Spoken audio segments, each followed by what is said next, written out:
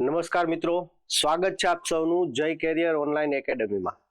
તો આજે આપણે MPHW ની લાસ્ટ એક્ઝામમાં પૂછાયેલા પ્રશ્નો વિશે વિગતવાર ચર્ચા કરીશું. PYQ એટલે કે પ્રીવિયસ યર્સ ક્વેશ્ચન પેપર્સ હોય એમાંથી કાઢેલા અમુક ક્વેશ્ચન્સ છે. એ PYQ કેવી રીતે જોવા, કેવી રીતે એનું એનાલિસિસ કરવું એ સમજશું. તો પહેલો પ્રશ્ન શું છે, તો કે વિટામિન ઉપરથી છે આખો. વિટામિન B12 ની ઉણપથી નીચેના પૈકી કયો રોગ થાય છે? વિટામિન B12 ની ઉણપથી. હવે ઓપ્શન શું આપ્યા છે? સૌથી પહેલા તો બધા એનિમિયા વાળા ઓપ્શન છે, એટલે આપણે કન્ફર્મ એક તો થઈ ગયું કે ભાઈ કોઈ પણ જાતનો એક એનિમિયા છે, બરાબર. હવે કોઈ પણ PYQ સોલ્વ કરતા પહેલા જે જૂના પેપર તમે સોલ્વ કરશો તો એમાં જેટલા ઓપ્શન આપેલા હોય ને એ બધા ડિસીઝ વિશે તમને ખબર હોવી જોઈએ. ઓપ્શન જનરલી બહુ ઓછું બનતું હોય કે તમારા સિલેબસમાંથી બહારનો કંઈ ઓપ્શન એમાં લખેલો હોય, બરાબર. તો આ બધા વિશે તમને માહિતી હોવી જોઈએ. તો સૌથી પહેલા તો એપ્લાસ્ટિક એનિમિયા એટલે શું થાય? તો કે એપ્લાસ્ટિક એનિમિયા એટલે કે જે રક્તકણ છે, બરાબર છે, એ બને જ નહીં. એનિમિયા એટલે શું? તો કે લોહીમાં હિમોગ્લોબિનનું પ્રમાણ ઘટી જાય, બરાબર છે. એને શું કહેશું આપણે? ત્યારે આપણે એને એનિમિયા કહેતા હોઈએ છીએ. તો એપ્લાસ્ટિક એનિમિયામાં શું થાય? તો કે રક્તકણ છે ને બહુ ઓછા બને, જ ઓછા. રક્તકણો ક્યાં બને? તો કે આ શું છે? હાડકું છે. હાડકાની વચ્ચે છે ને આવું પોલાણ હોય, બરાબર. આ પોલાણને શું કહેવાય? બોન મેરો કહેવાય, બરાબર. બોન મેરો. એવી રેડ બોન મેરો હોય. કેવી હોય? રેડ બોન મેરો. અને એમાં છે ને આમાં જાડી હોય, જો આવી રીતના જાડી જેવી ગૂંચવાડા વાળી રચના હોય. આ રચનામાં વચ્ચેનો જે તમને દેખાય ને એ રેડ કલરનો ભાગ હોય છે, બરાબર. એને રેડ બોન મેરો કહેવાય. હવે રેડ બોન મેરો કેવી થાય? એ નાશ પામે. એના લીધે એમાંથી નાશ પામે અથવા તો ઓછું થઈ જાય. એના લીધે શું થાય કે રક્તકણો બનવાના ખૂબ ઓછા થઈ જાય. એને શું કહેવાય? એપ્લાસ્ટિક એનિમિયા, બરાબર છે. એના કારણો ઓટો ઇમ્યુન, મેઇન કારણ ઓટો ઇમ્યુન છે. તમારી પોતાની ઇમ્યુનિટી છે એ જ એના ઉપર હુમલો કરી દે તો પણ એવું થતું હોય છે, બરાબર છે. તો એ તો નહીં આવે. બીજું છે સિકલ સેલ એનિમિયા. આ કેવો રોગ છે? જીનેટિક રોગ. જીનેટિક એટલે કે આનુવંશિક રોગ છે.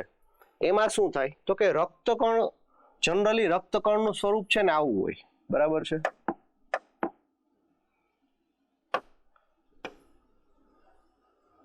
આ છે ને આખું રક્તકણ છે, બરાબર. આપણે રેડ કલર લઈ લઈએ.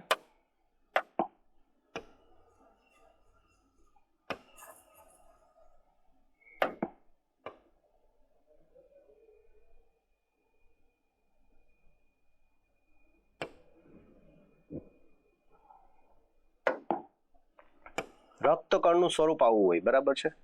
હવે આમાં શું થઈ જાય? તો કે રક્તકણ છે ને સિકલ. સિકલ એટલે શું થાય? દાંતરડું, બરાબર. તમે દાંતરડાના શેપના થઈ જાય રક્તકણ, બરાબર. આવો શેપ થઈ જાય એનો, બરાબર છે. આવા થઈ જાય. આ શેના જેવા? દાંતરડા જેવા થઈ જાય. એના લીધે શું થાય? આવા શેપના લીધે કે રક્તકણો રક્તવાહિનીમાંથી બહાર પણ નીકળી જાય, એને બ્લીડિંગ પણ થવાની શક્યતા રહી. જેમ મેઇન તો સાંધામાં, કેમ કે ત્યાં પ્રેશર વધારે હોય એટલે સાંધાના ભાગેથી બ્લીડિંગ થાય, લીલા ચાઠા પડી જાય, સાંધામાં દુખાવો થાય, એવા બધા લક્ષણો જોવા મળે, બરાબર છે. તો આ રોગ શેનો કેવો છે? આનુવંશિક રોગ છે, બરાબર છે.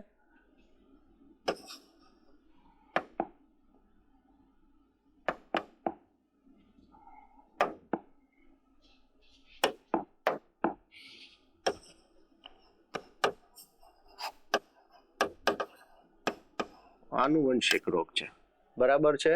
આ કેવો છે? Auto immune.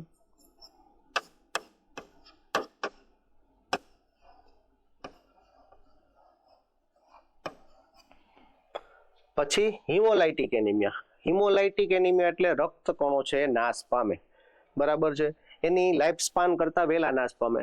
એક રક્તકણની અંદાજિત કેટલો ટાઈમ સુધી જીવી શકે? એક રક્તકણ છે એનો ટાઈમ કેટલો છે જીવવાનો? 120 દિવસ. એક રક્તકણ છે ને અંદાજિત 120 દિવસ સુધી જીવે. હિમોલાઇટિક એનિમિયામાં એટલે શું થાય તો કે ઘણી એવી બીમારીઓ છે કે એના લીધે જે રક્તકણ છે એ વેલા નાશ પામી જાય, બરાબર છે. તો વધારે પડતા રક્તકણો નાશ પામે તો શું થાય? હિમોલાઇસિસ કહેવાય. રક્તકણો જ્યારે વધારે નાશ પામે તો હિમોલાઇસિસ થાય, બરાબર છે. એને શું કહેવાય? હિમોલાઇટિક. અને એના લીધે જે એનિમિયા થાય એને હિમોલાઇટિક એનિમિયા કહેવાય. એના કારણ ક્યાં છે? એક તો છે આ ઓટો ઇમ્યુન, બરાબર છે, ઓટો ઇમ્યુન કારણે હોઈ શકે. પછી G6PD, બરાબર છે, G6PD નામની ડેફિશિયન્સી હોય તો પણ એવું થાય, બરાબર છે. અને બીજા ઘણા રોગો હોય જેમ કે થેલેસેમિયા છે તો એમાં પણ એવું જ થાય. સિકલ સેલ એનિમિયા છે એ પણ એક હિમોફિલિયામાં હિમોલાઇટિક એનિમિયાનું રીઝન છે, કેમ કે એમાં પણ રક્તકણો વહેલા જ નાશ પામે, બરાબર છે. તો આ બધાના લીધે શું થાય? હિમોલાઇટિક એનિમિયા થાય. Okay, done. હવે છેલ્લો છે મેગાલોબ્લાસ્ટિક એનિમિયા. મેગાલોબ્લાસ્ટિક એનિમિયામાં શું થાય? જે રક્તકણનો શેપ છે ને એ મોટો થઈ જાય, મેગા, બરાબર છે. જે શેપ હોવો જોઈએ એના કરતા કેવો થઈ જાય? મોટો, બરાબર. મોટા શેપના રક્તકણો બને અને અનઇવન થઈ જાય, ડિફાઇન ન કરી શકો તમે. એ શેના લીધે?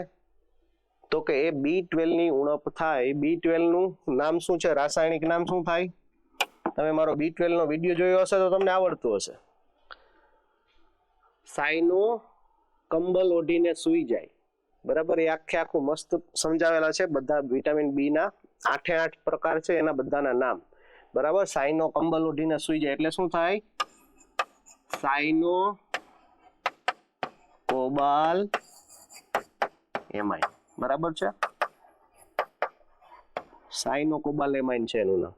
વિટામિન B12, બરાબર છે. તો એની ઉણપના લીધે મેગાલોબ્લાસ્ટિક એનિમિયા થાય. તો આન્સર શું આવશે? ડી આવશે, બરાબર છે. ડન છે એટલું? તો કહેવાનો મતલબ એવો કે કોઈ પણ તમે PYQ જુઓ, જૂના પેપર જુઓ, તો એમાં તમને જેટલા ઓપ્શન છે એના વિશે તમને આવડતું હોવું જોઈએ. નેક્સ્ટ ક્વેશ્ચન છે, નીચેના પૈકી કયો રોગ એડિસ મચ્છર દ્વારા ફેલાતો નથી?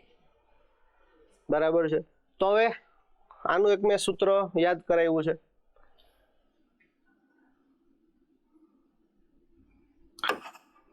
એક ડીશમાં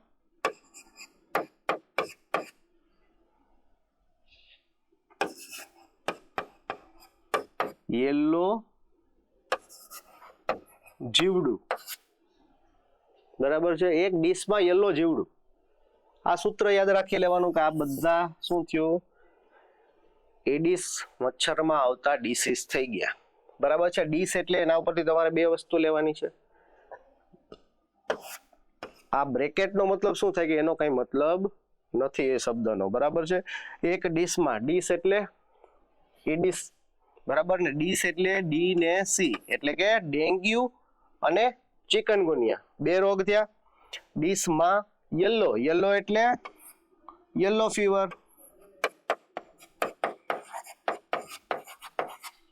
બરાબર છે. અને જીવડુમાં જી એટલે ઝીકા વાયરસ. કેવો?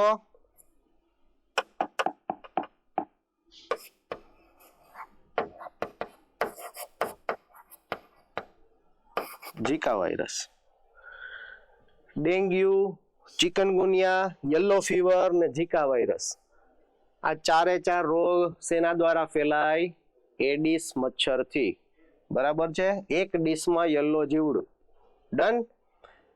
તો આમાં આ ત્રણે ત્રણ રોગ છે. ચોથો કયો નથી? જાપાનીઝ એન્સેફેલાઇટિસ. એ શેનાથી ફેલાય? ક્યુલેક્સ મચ્છરથી.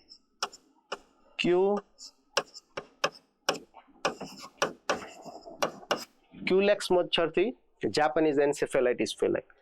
આ સૂત્ર યાદ રાખી લેવાનું.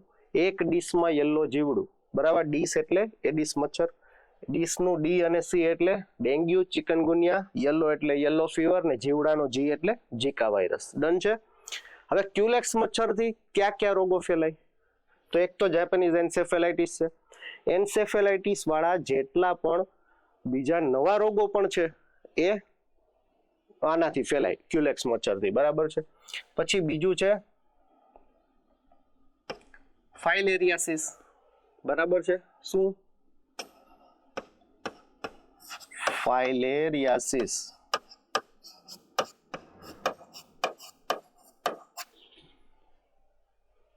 બરાબર છે. અને ત્રીજો એક છે, અહીંયા આપણે જોવા નથી મળતો,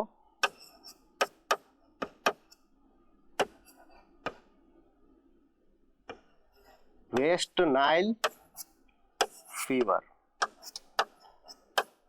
બરાબર છે. આ ત્રણેય રોગો શેનાથી ફેલાય? ક્યુલેક્સ મચ્છરથી ફેલાય. જાપાનીઝ એન્સેફેલાઇટિસ, ફાઇલેરિયાસિસ. ફાઇલેરિયાસિસને લિમ્ફેટિક ફાઇલેરિયાસિસ પણ કહેવાય, હાથી પગો ગુજરાતીમાં કહેવાય, અને એલિફન્ટાસિસ પણ કહેવાય. બરાબર. એના નામ આપણને એકવાર નજર સામે જોયેલા હોવા જોઈએ. વેસ્ટ નાઇલ ફીવર છે એમાં ફ્લૂ જેવા જ સિમ્ટમ્સ જોવા મળે, આપણા ભારત બાજુ જોવા નથી મળતો. બરાબર. પણ એ આપણને યાદ હોવું જોઈએ કે જાપાનીઝ આ જે ક્યુલેક્સ મચ્છર છે, બરાબર, આ શું છે? મચ્છર. એના દ્વારા ફેલાય છે આ ત્રણેય રોગો. બરાબર છે. જાપાનીઝ, પછી ફાઇલેરિયાસિસ અને વેસ્ટ નાઇલ ફીવર. ડન છે. અને બીજો એક બાકી કયો રહ્યો? મેલેરિયા. તો એ શેનાથી ફેલાય? તો બધાને ખબર જ છે, માદા એનોફિલિસ મચ્છરથી. Okay, done. આ થઈ ગયું ક્વેશ્ચન. પછી છે એ રુધિર જૂથ વાળી વ્યક્તિ કોને રુધિર આપી શકે? બરાબર છે. બ્લડ ગ્રુપિંગ છે, બરાબર છે, એ તમને આવડતું હોવું જોઈએ. તો એના માટે આપણે સાવ સીધી રીતે સમજીએ. આ ક્યુ છે ઓ. બરાબર છે. પછી અહીં નીચે આપણે લખી નાખવાનું, આ ક્યુ છે એ અને એ બી. બરાબર છે. અહીંયા ક્યુ લખશું આપણે? એ ગ્રુપ લખ્યું, અહીંયા લખ્યું આપણે બી ગ્રુપ. બરાબર છે. ઓ, એ બી, એ અને બી. બરાબર. 4 જાતના બ્લડ ગ્રુપ છે. હવે આ કેવું છે? ઓ ગ્રુપ છે, યુનિવર્સલ ડોનર. બરાબર છે. આને આપણે કહીશું યુડી, યુનિવર્સલ ડોનર. એમાં ઘણા ક્વેશ્ચન નીકળે, આપણે પછી વાત કરીએ. પહેલા એક ચાર્ટ સમજી લઈએ. યુનિવર્સલ ડોનર કોણ છે? ઓ. અને યુનિવર્સલ રિસીવર કયું છે? બરાબર છે, એ બી. બરાબર છે. હવે યુનિવર્સલ ડોનર એટલે આ ઓ ગ્રુપ વાળી, ઓ બ્લડ ગ્રુપ હોય વાળી વ્યક્તિ છે એ કોઈ પણ બ્લડ ગ્રુપ વાળા વ્યક્તિઓને આપી શકે. તો કોને કોને આપી શકે? તો કે આ એ ને આપી શકે, આ બી ને આપી શકે, અને આ એ બી ને આપી શકે. બરાબર છે. હવે આ શું થયું? યુનિવર્સલ રિસીવર થયું. બરાબર છે. તો એ કેનું બ્લડ ગ્રુપ લઈ શકે? રિસીવર છે એટલે. તો કે એ બી વાળું છે એ લઈ શકશે. બરાબર છે. બી માંથી લઈ શકશે, અને પોતાનું તો લેશે જ. ઓ માંથી લઈ શકશે. એટલે આ શું થયું? યુનિવર્સલ રિસીવર થઈ ગયું. હવે જે પણ બ્લડ ગ્રુપ છે પોતાના સેમ કેટેગરીના ને તો આપી જ શકવાનું છે. હવે એ બી વાળા છે તો એમાં ક્યાં છે? 2. બરાબર. તો એ બી વાળું છે એ કોને કોને આપી શકશે? એક તો પોતાને, પછી બીજા છે એ ને, અને બીજું છે બી ને. બરાબર. તો આ આપણો આખો ચાર્ટ તૈયાર થઈ ગયો. બરાબર છે. તમને કોઈ પણ પૂછે કે ઓ વાળા કોને કોને આપી શકે, તો ઓ બ્લડ ગ્રુપ છે એ યુનિવર્સલ ડોનર છે એટલે બધા બ્લડ ગ્રુપને આપી શકે. એ બી છે યુનિવર્સલ રિસીવર છે એટલે બધા પાસેથી લઈ શકે. બરાબર. એટલે એ બી અને ઓ ત્રણેય બ્લડ ગ્રુપ વાળા વ્યક્તિ પાસેથી એ બ્લડ લઈ શકે. એ બી વાળું છે એ આપી કોને કોને શકે? તો કે એ ને અને બી ને આપી શકે, અને એક તો પોતાને આપી શકે. ડન. તો હવે આપણે આમાં શું જોવાનું? ક્વેશ્ચનનો ઓપ્શન જુઓ. ફક્ત એ રુધિર જૂથ વાળી વ્યક્તિને આપણે પૂછ્યું છે શેનું? એનું પૂછ્યું છે. તો કે કોને કોને આપી શકે? તો કે આ પોતાને તો આપવાનું જ છે એટલે એ તો આવી જ ગયું. અને સાથે બીજું કોને આપશે? AB ને, બરાબર, બીજા કોઈને આપી ના શકે, બરાબર છે. હવે કોઈ એમ પૂછે કે એ ગ્રુપ વાળી છે કોની પાસેથી લઈ શકે, તો જો તમે આ ચાર્ટ મગજમાં બેસાડી લ્યો ને, બરાબર, તો આ લઈ શકે એટલે તો કે આ જો O નું આને આવે છે ને AB નું આવે છે અને પોતાનું તો આવે, તો કોની પાસે લઈ શકે? A પાસેથી, AB પાસેથી અને O પાસેથી, બરાબર છે. અને આપી કોને શકે? તો કે એક તો પોતાને અને એક બીજો એરો ક્યાં જાય છે? AB ને, બરાબર. એમ કોઈ પણ નું પૂછે તો તમે આવી રીતે આન્સર આપી શકો. તો આમાં કયો આવશે આપણો સાચો આન્સર? A અને AB રુધિર જૂથવાળી વ્યક્તિને, બરાબર છે. એ આપણો આન્સર આવશે. હવે આમાં ક્વેશ્ચન એવો થાય કે યુનિવર્સલ ડોનર છે એ ક્યુ બ્લડ ગ્રુપ છે, એવો કોઈ ક્વેશ્ચન પૂછે. એમાં ઓપ્શન આવ્યું હોય O positive, O negative, AB positive કે AB નેગેટિવ. તો આમાં તમે શું આન્સર આપો? યુનિવર્સલ ડોનર છે ને O નેગેટિવ છે, બરાબર છે. O પોઝિટિવ વાળો છે ને O નેગેટિવ ને બ્લડ ગ્રુપ ના આપી શકે. O નેગેટિવ બ્લડ ગ્રુપ છે એ ગમે એને આપી શકે, બરાબર. તો યુનિવર્સલ ડોનર કોણ છે? જો તમને બ્લડ ગ્રુપ ડિફાઇન કરીને આપ્યા હોય, એમાં બ્લડ O પોઝિટિવ છે, નેગેટિવ છે, એવા ઓપ્શન આપ્યા હોય, તો જો યુનિવર્સલ ડોનર ખાલી આ ચારે ચાર મૂકીને કીધા હોય ને તો આપણે ખાલી O જ આવશે, બરાબર છે. તો આ શું છે? O નેગેટિવ છે એ યુનિવર્સલ ડોનર છે, બરાબર છે. તો ડન થઈ ગયું. આપણો આન્સર આવશે A અને AB જૂથવાળી વ્યક્તિને. પછી છે 1 ગ્રામ ચરબી કેટલી કેલેરી આપે? બરાબર છે. ચરબી શું છે? મેક્રોન્યુટ્રિયન્ટ, બરાબર છે. પોષણમાં બે હોય કે ભાઈ મેક્રોન્યુટ્રિયન્ટ હોય અને એક માઇક્રોન્યુટ્રિયન્ટ હોય, બરાબર છે. એટલે લઘુ પોષક તત્વો અને બૃહદ પોષક તત્વો જે બહોળા પ્રમાણમાંની જરૂર હોય શરીરમાં. માઇક્રોન્યુટ્રિયન્ટની જરૂર કેટલી હોય? તો કે શરીરમાં જે તત્વોની જરૂર ઓછા પ્રમાણમાં હોય એને માઇક્રોન્યુટ્રિયન્ટ કહેવાય, બરાબર. તો હવે ચરબી મેક્રોન્યુટ્રિયન્ટ કેટલા છે? 3 છે. એક છે કાર્બોદિત અથવા તો કાર્બોહાઈડ્રેટ, પછી છે પ્રોટીન અને ત્રીજું છે ચરબી અથવા તો ફેટ, બરાબર છે. આ 3 શું છે? મેક્રોન્યુટ્રિયન્ટ. હવે કાર્બોદિત ને પ્રોટીન છે ને 1 ગ્રામમાં સેમ કેલરી મળે. કેટલી? 4 કેલરી. ચરબીમાં 1 ગ્રામમાં 9 કેલરી. સાવ સિમ્પલ છે, બરાબર છે. બે જ આંકડા યાદ રાખવાના છે. કાર્બોદિત ને પ્રોટીનમાં 4 કેલરી અને ફેટ ચરબીમાં સૌથી વધારે કેલરી હોય. આપણે ફાસ્ટ ફૂડમાં જનરલી ફેટ વધારે હોય એટલે જ કહીએ ને કે ભાઈ એમાં કેલરી બહુ વધી જાય, એટલે સૌથી વધારે કેલરી કોની યાદ રાખવાની? ચરબીની. કેટલી? 9, બરાબર. તો આપણો આન્સર શું આવશે? D, બરાબર છે. 9 કેલરી. ડન. હવે અમારો કોર્સ પણ લોન્ચ થઈ ગયો છે, એના વિશે વાત કરી લઈએ વચ્ચે 1 મિનિટ. તો 3 મહિના માટે એમાં તમારે વીકલી લાઈવ લેક્ચર પણ આવી જશે, બરાબર. કેવી રીતે ભણેલું છે એ ટોટલી આખું ડિસ્કસ થાય લાઈવ લેક્ચરમાં. જેટલું પણ આ 1 વીકમાં આપણે તૈયારી કરાવેલી હોય, બરાબર, એના વિશે આપણે ડિસ્કસ કરતા હોઈએ છીએ, અને ટેસ્ટ પણ લઈએ છીએ. આ ટોટલી વસ્તુ માત્ર 499માં 3 મહિના માટે અને 699માં 6 મહિના માટે. એમાં ટેકનિકલ નોન ટેકનિકલના બધા કોર્સ બધા ટોપિક કવર કરવામાં આવશે. નોન ટેકનિકલ તો આપણું બધું અપલોડ થઈ જ ગયું છે, ટેકનિકલ પણ આપણે સાથે સાથે અપલોડ કરતા જઈએ છીએ. તો વહેલી તકે તમે આ કોર્સ લઈ શકો છો. કાંઈ પણ તમને ક્વેરી હોય તો અહીંયા નંબર આપેલા છે, એના પર ફોન પર કરી શકો છો. અને જય કેરિયર ઓનલાઈન એપ્લિકેશન જે એમાંથી તમારે ડાઉનલોડ કરવાની છે, બરાબર છે, એપ સ્ટોર ઉપરથી. તો હવે આપણે આગળ વધીએ. પછીનો નેક્સ્ટ ક્વેશ્ચન છે કે ફાઇલેરિયા નીચેના પૈકી કયા રોગકારકથી થાય છે? તો ફાઇલેરિયાનો રોગકારક છે એ કયો છે આમાંથી? વુચેરેરિયા બેન્ક્રોફ્ટી, બ્રુજિયા મલાઈ, બ્રુજિયા તિમોરી કે આપેલા તમામ?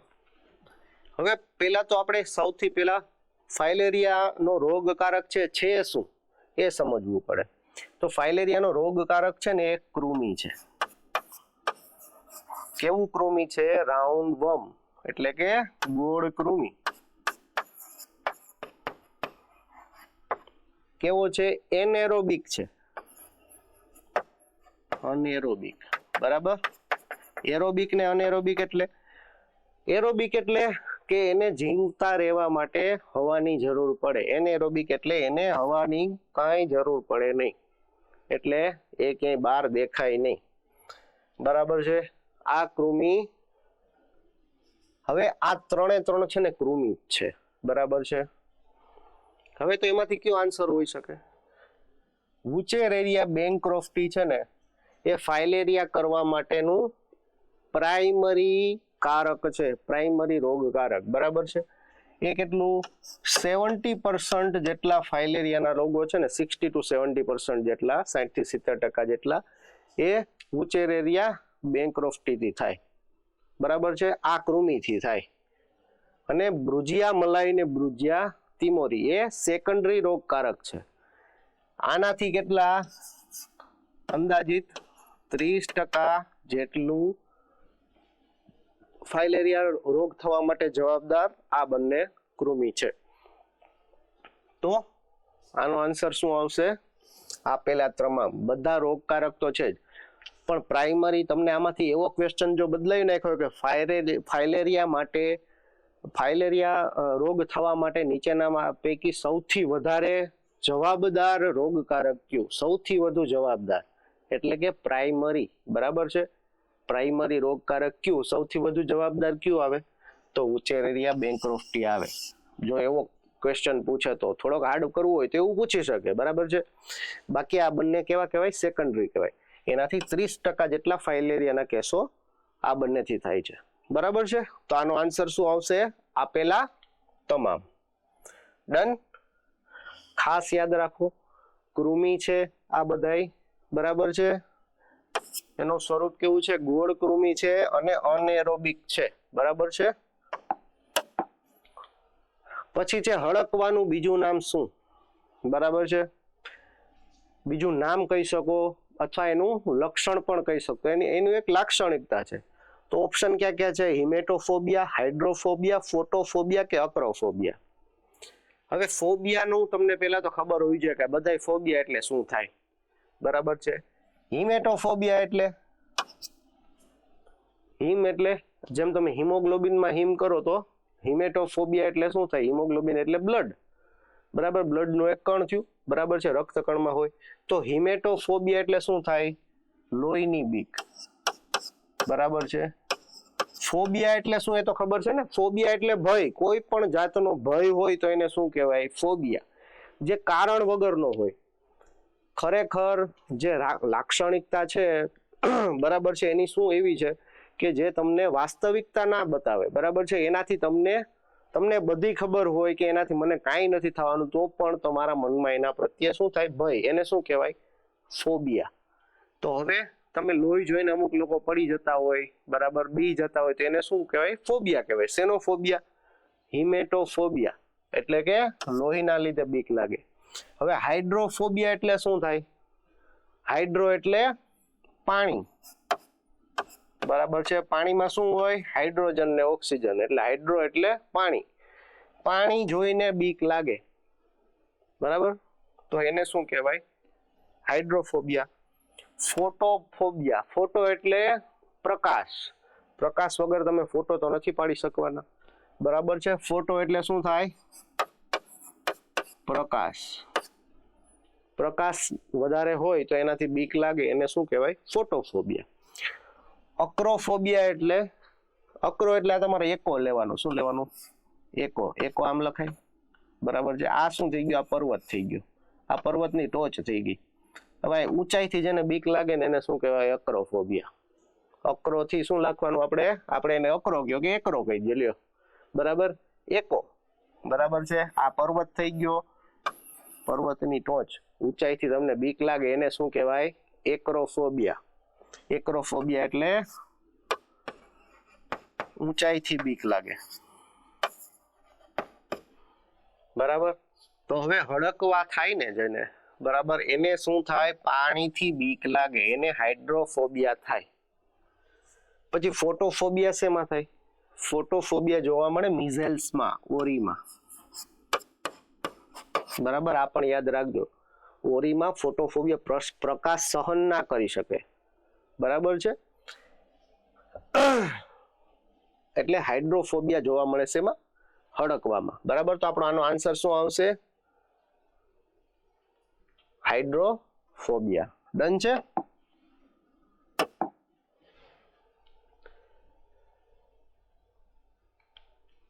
પછી ઓપ્શન છે, સોરી ક્વેશ્ચન છે કે નીચેના પૈકી કયું સાધન કોલ્ડ ચેઇનની જાળવણીમાં વપરાય છે?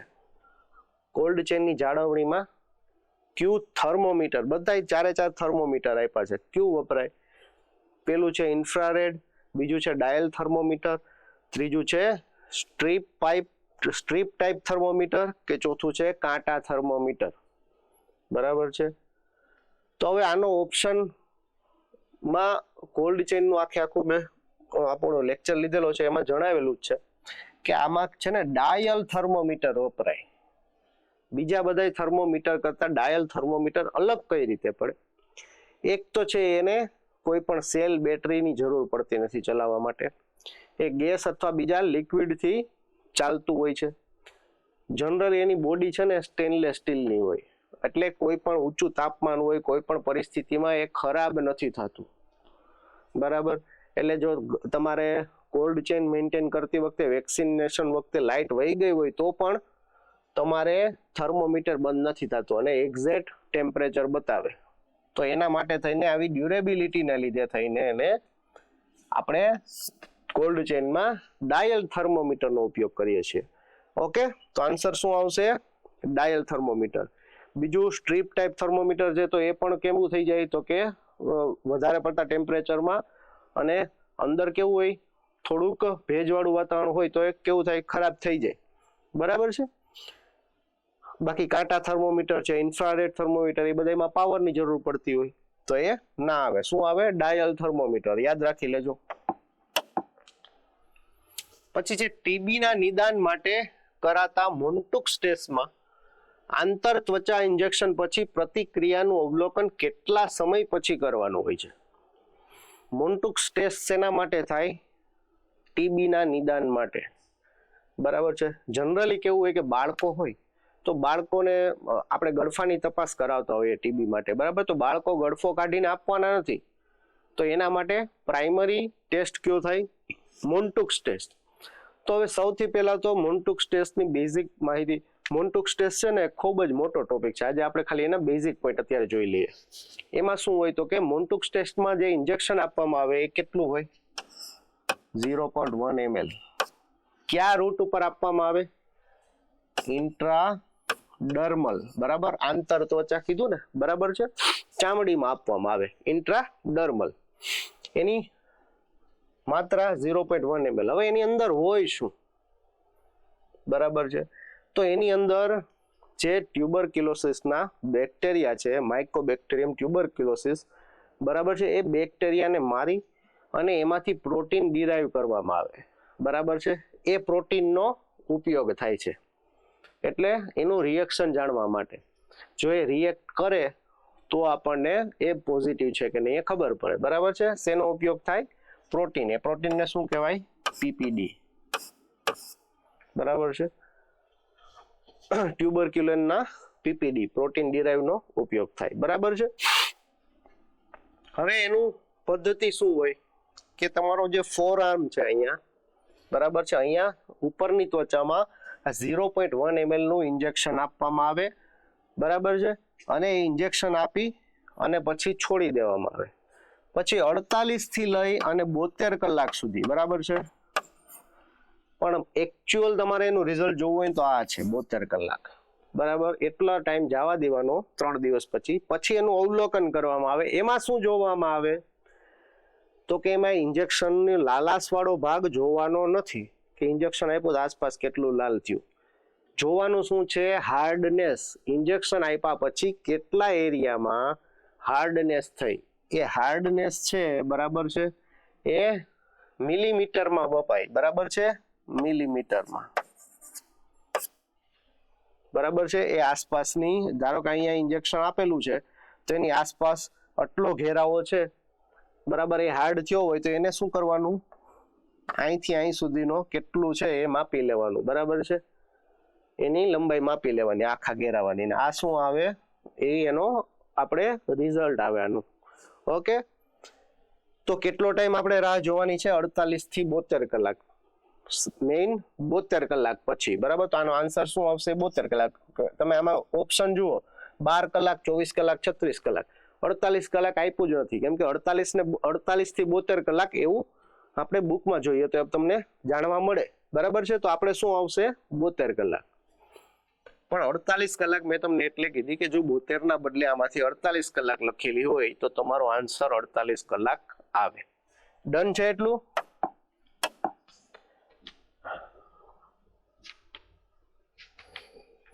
પછી છે નીચેનામાંથી કયું આવશ્યક ફેટી એસિડ નથી, બરાબર છે. ઓપ્શન શું છે, આર્ચિડોનિક એસિડ, બીજો છે લિનોલિક એસિડ, પછી છે આઇસોલ્યુસિન એસિડ, અને ત્રીજું છે લાસ્ટ ડી છે લિનોલિનિક એસિડ, બરાબર છે. હવે આના માટે તો તમને પેલા ફેટી એસિડની ખબર હોવી જોઈએ. આવશ્યક એટલે કે essential fatty acid. Essential fatty acid ક્યાં ક્યાં છે? મેઇન છે ઓમેગા 3 અને ઓમેગા 6, બરાબર છે. ઓમેગા 3 અને ઓમેગા 6 આ બે ફેટી એસિડ છે એ શરીર માટે ઇસેન્શિયલ છે. આ બધાય મોસ્ટલી એના સ્વરૂપ છે, બરાબર છે. લિનોલિક એસિડ છે એ ઓમેગા 6 નું સ્વરૂપ છે. પછી છે આર્ચિડોનિક એસિડ, તો એ પણ ઓમેગા 6 નું જ એક સ્વરૂપ છે, બરાબર છે. આ બે શું છે, ઓમેગા 6, આ પણ ઓમેગા 6. લિનોલિનિક એસિડ છે એ શું છે, ઓમેગા 3 નું સ્વરૂપ છે, ઓમેગા 3 ફેટી એસિડ છે. જ્યારે આઇસોલ્યુસિન એસિડ છે એ શું છે, એ એમિનો એસિડ છે. શું છે, ફેટી એસિડ છે જ નહીં. શું છે, એમિનો એસિડ. ઓકે, તો ખાસ આ બહુ હાર્ડ ક્વેશ્ચન કહેવાય, કેમ કે આમાં તમને fatty acid, essential fatty acid આપને ચલો આ ખબર હોય કે ઓમેગા 3 ને ઓમેગા 6, પણ એની અંદર આવતા જે એના સ્વરૂપો છે એના વિશે પણ જાણવું જરૂરી છે, તો તમને આ ક્વેશ્ચન આવે, બરાબર છે. એટલે આ કયું છે, લિનોલિક એસિડ ને આર્ચિડોનિક એસિડ, એ બે ઓમેગા 6 ફેટી એસિડ છે. લિનોલિનિક એસિડ છે એ ઓમેગા 3 ફેટી એસિડ છે, અને આઇસોલ્યુસિન એસિડ છે આઇસોલ્યુસિન એસિડ છે એ શું છે, એમિનો એસિડ છે, ઇસેન્શિયલ એમિનો એસિડ. તો આપણો આન્સર શું આવે, ફેટી એસિડ તો 3 જ છે, ચોથું કયું એક રહ્યું, આઇસોલ્યુસિન. હવે એમાં પણ એક છે કે આર્ચિડોનિક એસિડ છે ને એ ખાલી બાળકો માટે ઇસેન્શિયલ એટલે કે આવશ્યક છે. આવશ્યક એમિનો એસિડ એટલે શું એ પણ તમને ખબર હોવી જોઈએ, બરાબર. ઇસેન્શિયલ એમિનો એસિડ એટલે ઇસેન્શિયલ એમિનો એસિડ ને ઇસેન્શિયલ ફેટી એસિડ એ એવા એસિડ્સ છે, બરાબર છે. આ મેઇનલી શેના માટે, શરીરમાં ખાસ જરૂર પડતા તત્વો હોય એના માટેના છે. એ ફેટી એસિડની જરૂર એટલે આવશ્યકનો મતલબ જ એવો થાય કે જે તમારે બહારથી લેવું પડે, એ શરીર પોતે બનાવે નહીં. જે એસિડ જે આ ફેટી એસિડ શરીર બનાવી શકતું હોય ને તો એને ઇસેન્શિયલ ના કહેવાય. આર્ચિડોનિક એસિડ છે ને બાળકોમાં તમારે બહારથી આપવું પડે, જેમ ઉંમર વધે એમ એનો એ ઇસેન્શિયલ રહેતું નથી, એટલે કે એને તમારે બહારથી લેવાની જરૂર પડતી નથી, બરાબર છે. તો આ ખૂબ મોટો ટોપિક છે આવશ્યક એમિનો એસિડનું, પણ આપણે બેઝિક એટલું સમજી લીધું, બરાબર છે. તો આપણો આન્સર શું આવશે, આઇસોલ્યુસિન એસિડ, બરાબર છે. આવી જ રીતે તમે કોઈ પણ જાતના ક્વેશ્ચન પૂછે તો શું એના જેટલા ઓપ્શન છે, બરાબર છે, પ્રીવિયસ યરના ક્વેશ્ચન પેપર જુઓ તો એમાં પણ તમને બધા ઓપ્શન વિશે ડિટેલમાં ખબર હોવી જોઈએ, એવી જ રીતે પેપર સોલ્વ કરવાના. પછીનો ક્વેશ્ચન છે કે વેબ બેઝ નિક્ષય પ્રણાલી કયા રોગ અને રોગોના સર્વેલન્સ માટે વપરાય છે. નિક્ષય પ્રણાલી કયા રોગના સર્વેલન્સ માટે વપરાય છે? તો એનો શબ્દ છે ને એનો મતલબ જ એવો થાય નિક્ષય. શું છે? નિક્ષય. એમાં ની એટલે છે ને નાબૂદી અને ક્ષય છે ને એનો મતલબ થાય ટીબી. આયુર્વેદ મુજબ ટીબી ને ક્ષય કહેવાય. શું કહેવાય? ક્ષય.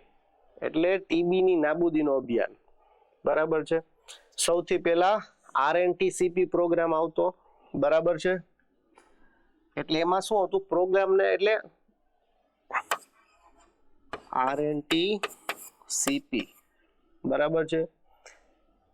અને એના પછીનું પ્રોગ્રામનું નામ શું થયું? NTEP. બરાબર છે. હાલમાં જે પ્રોગ્રામ ટીબી માટે ચાલે છે એનું નામ શું છે? NTEP. એમાં ઈ એટલે એલિમિનેશન. આપણે ટીબી ને નાબૂદ કરી દેવાનો છે. બરાબર છે. એટલે નિક્ષયનો મતલબ શું થાય? નાબૂદી અથવા તો ના કોને?